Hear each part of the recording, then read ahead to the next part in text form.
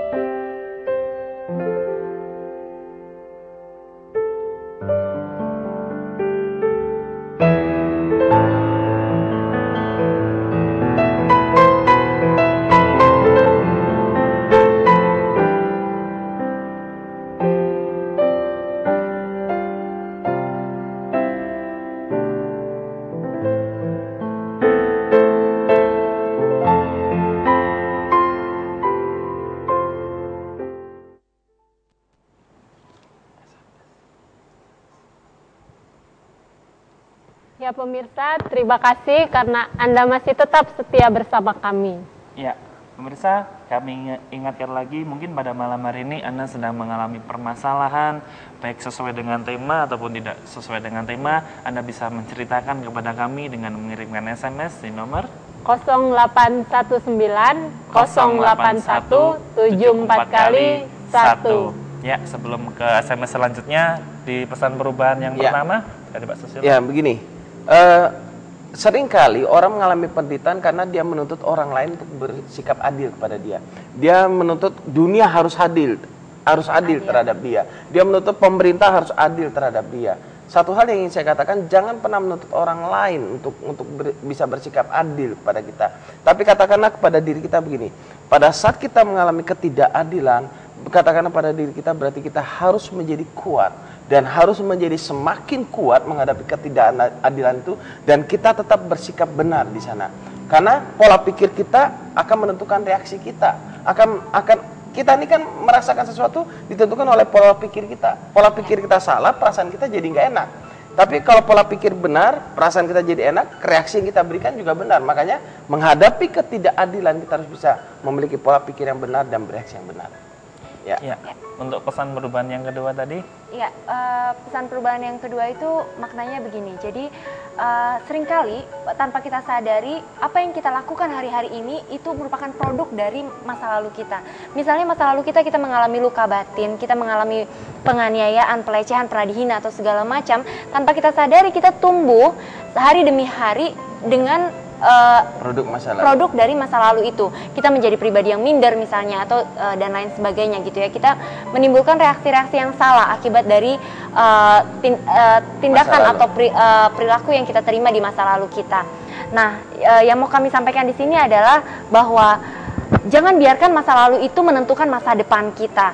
Tetapi perhatikanlah apa yang kita lakukan hari ini, karena hari inilah yang nantinya akan membawa dampak bagi masa depan kita. Putuskan masa lalu sekarang juga, karena masa lalu kita tidak akan pernah bisa meraihnya kembali. Tetapi hari ini adalah hari punya kita. Kita bisa memutuskan tindakan apa yang kita mau lakukan di hari ini yang bisa menentukan masa depan kita. Jadi masa depan kita bukan ditentukan masa lalu. Oleh masa lalu kita. Masa depan kita ditentukan dari apa yang kita lakukan saat ini. Betul sekali. Ya, ke SMS yang sudah masuk pada malam hari ini. Ya, dari 1430. Kenapa saya harus menjadi seorang gay? Apa ini suatu takdir? Saya berada dan lahir di tengah-tengah keluarga yang broken. Apa ini penyebabnya? Apa ada solusi buatku dari... Oke. Begini, buat yang ngirim SMS, saya mengerti apa yang Anda rasakan. Anda lahir dari keluarga broken, dan memang menurut ilmu psikologis pun salah satu penyebab orang menjadi gay adalah karena broken home. Contohnya misalkan Anda memiliki seorang mama yang cerewet mungkin, atau bahkan berani melawan terhadap suami, mukul suami mungkin. Lalu Anda semenjak kecil bertumbuh, lalu Anda berpikir, saya nggak mau punya istri seperti mama saya, mungkin seperti gitu. Saya nggak mau punya istri yang cerewet. Lalu Anda bertumbuh menjadi remaja, lalu Anda berpacaran, ketemu dan wanita juga cerewet, sok mau ngatur diri Anda lagi. Anda berpikir, waduh, kenapa ini yang kayak mama saya? Coba lagi berteman dengan wanita lain, sama. Lalu Anda berpikir, semua wanita sama. Sementara Anda bergaul dengan yang sesama jenis laki-laki, kok rasanya lebih bisa mengayomi, lebih bisa melindungi Anda. Dan Anda, tanpa Anda sadari, Anda terjerumus dalam pergaulan yang salah, menjadi gay gitu ya. Nah, oleh karena itu jika Anda ingin lepas dari gay, yuk coba kita ngobrol-ngobrol terlebih dahulu. Setelah acara ini mungkin mau besok atau kita bisa telepon, kita bisa janjian kapan kita mau ketemu. Coba kita lebih kumpas tuntas penyebab akar permasalahan pola pikir yang salah itu yang harus kita bereskan. Dan di samping faktor psikologis, saya percaya ada faktor roh jahat juga yang bisa mempengaruhi seorang menjadi gay. Kenapa? Karena salah bergaul, karena sakit hati itu pintu terbesar yang terbuka lebar bagi roh jahat untuk menguasai kita. Makanya orang yang berasal dari keluarga broken home biasanya dia mengalami sakit hati. Nah ini maaf, roh jahat tuh suka sekali dengan orang yang sakit hati. Makanya hidupnya tambah hancur sehingga orang tuh putus asa dan ujung-ujungnya adalah bunuh diri dan setan menanglah di sana. Ya. Cuma saya mau memberikan apresiasi juga ya kepada yang mengirimkan SMS karena saya sangat percaya bahwa ini juga bukan sesuatu yang mudah untuk bisa mengirimkan SMS dan ini adalah satu langkah yang tepat sekali. Langkah yang tepat, pemulihan. Kalau kita mau pulih kita memang harus terbuka gitu dan ini adalah satu langkah awal yang tepat dan kalau saya boleh memberi saran jangan berhenti sampai di sini. Ayo kita selesaikan sampai ini beres karena saya tahu jauh di dalam hati Anda merindukan, Anda ingin menjadi pribadi yang normal. Kan Anda sudah sadar, Anda sudah bisa jujur terhadap diri Anda, Anda sudah terbuka. Tinggal langkah terakhir, datang, selesaikan, bergaul dan orang-orang yang benar, maka saya yakin Anda pasti akan menang. Bisa menghubungi New Life di nomor yang sama, di nomor yang Anda SMS-kan pada malam hari ini. Dan semua layanan yang diberikan New Life diberikan secara gratis. Cuma-cuma. Betul. Ya.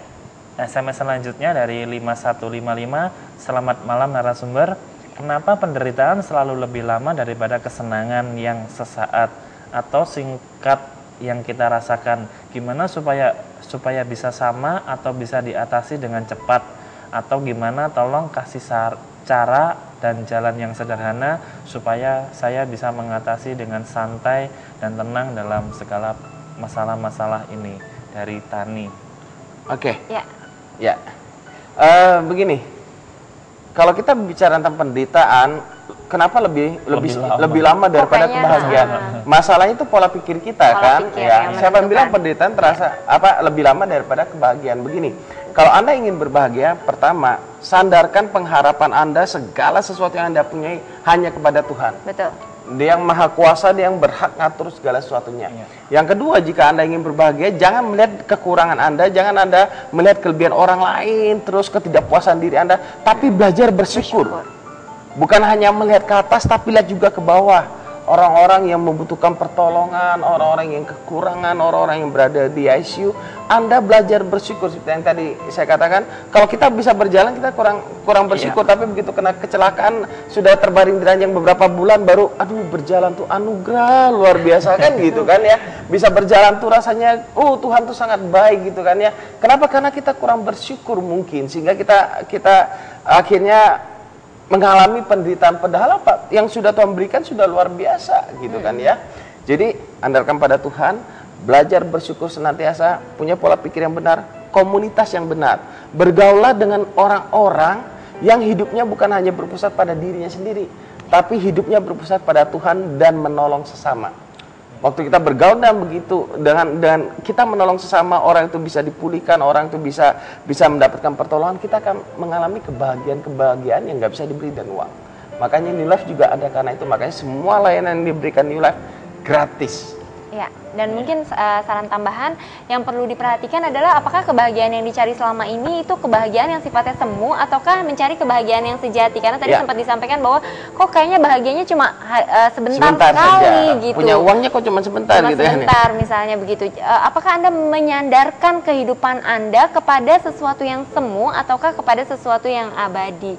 Itu juga yang perlu dipertimbangkan. Jadi sandarkanlah pada sesuatu yang abadi, yaitu Tuhan gitu. Apa ukuran kebahagiaannya gitu? Kebahagiaannya gitu. Karena kalau misalnya bahagia punya teman banyak, pada saat temennya banyak menjadi bahagia, tetapi ketika temennya itu pada nggak ada lagi, kemudian kebahagiaannya jadi hilang. Apakah itu patokan dari kebahagiaan kita? Carilah ukuran kebahagiaan yang sejati, begitu.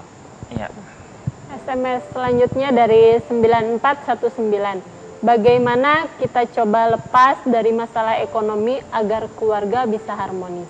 Nah, keluarga yang harmonis. Ya, silakan Bu. Ya, supaya kita bisa lepas dari Dosen masalah ekonomi. ekonomi. Ya. Sebenarnya kalau dalam masalah ekonomi itu ada 3M. Ya. Bagaimana kita menerima, yang kedua bagaimana kita bisa mengelola, dan yang ketiga bagaimana kita memberi. Jadi kita harus pikirkan yang pertama bagaimana caranya supaya kita bisa memiliki penerimaan nih setiap income bulan, ya. ada income begitu. Nah, apabila M yang pertama ini sudah terpenuhi, berarti sudah oke, begitu. Tetapi tidak berhenti sampai di situ karena ada M yang berikutnya, M yang kedua. Sudahkah kita bisa mengelola apa yang kita terima ini dengan sebaik-baiknya? Apakah kita sudah mengalokasikan itu dengan sebaik-baiknya sehingga semua kebutuhan itu bisa tercukupi gitu. Dan pisahkan apa yang menjadi kebutuhan dan apa yang menjadi keinginan. Mulailah mempertanyakan ini. Buatlah satu rincian anggaran gitu ya. Untuk kebutuhan bulanan, kebutuhan apa-apa saja yang harus dipenuhi terlebih dahulu. Pisahkan itu dari anggaran keuangan. Belajarlah untuk mengelolanya.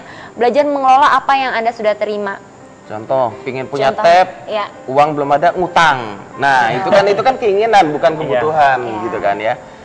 Betul. Ya, jadi pisahkan antara kebutuhan dan keinginan itu tadi.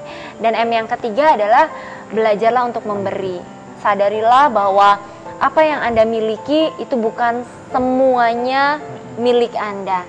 Tapi itu sebenarnya adalah titipan yang dipercayakan kepada Anda untuk Anda bisa mengelolanya, dan sebagian sebenarnya itu adalah milik dari orang-orang lain yang membutuhkan. Jadi belajarlah untuk melepaskan apa yang menjadi bagian orang lain. Betul. Yang bukan menjadi bagian Anda. Kalau Anda ingin bebas dari masalah ekonomi, 3 kunci ini dipegang dan cobalah untuk dipraktekkan, Anda lakukan dan Anda akan melihat ada terobosan di dalam kehidupan perekonomian Anda. Hilangkan satu pasti hancur. Ya. Menerimanya banyak, nggak bisa mengelola, Hancur. habis. Ya. Mengelola jago, memberi jago, nggak ada penerimaan, hancur, nggak bisa juga.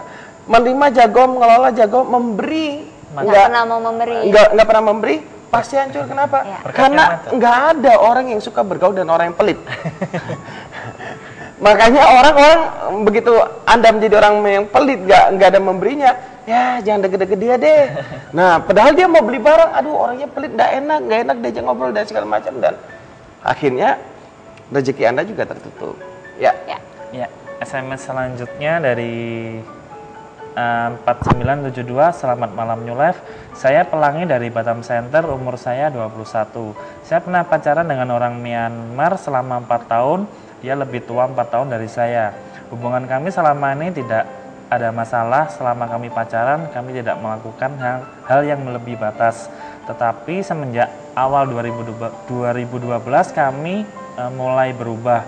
Kami berencana pertunangan yang akan dilaksanakan 14 Februari menjadi duka karena dia mengalami kecelakaan dan koma 2 minggu. Semua hanya tinggal kenangan dan semua ini karena saya. Sampai saat ini saya masih dihantui rasa bersalah karena kecelakaan itu. Saya mau tanya bagaimana saya bisa menerima semua ini sebagai takdir dan saya bisa membebaskan hati saya dari semua kenangan itu. Saya mau tanya bagaimana saya bisa membuka hati saya untuk orang lain dan memaafkan diri saya sendiri. Ya, Melani ya. Dari Pelangi. Oh, Pelangi ya. Iya, untuk Pelangi ya, saya sangat merasakan ya, saya sangat bisa merasakan gitu kondisi Anda bahwa apa yang sudah Anda rancangkan tetapi justru malah berakhir dengan duka, dengan sesuatu yang sama sekali tidak Anda harapkan. Cuma di sini bagi Pelangi saya mau katakan bahwa sebenarnya saya sangat percaya bahwa tidak ada satu orang pun yang mengharapkan adanya kecelakaan. Betul. Meskipun di sini tidak dijelaskan ya kecelakaannya karena apa, detailnya karena apa gitu. Jadi dan saya sangat percaya bahwa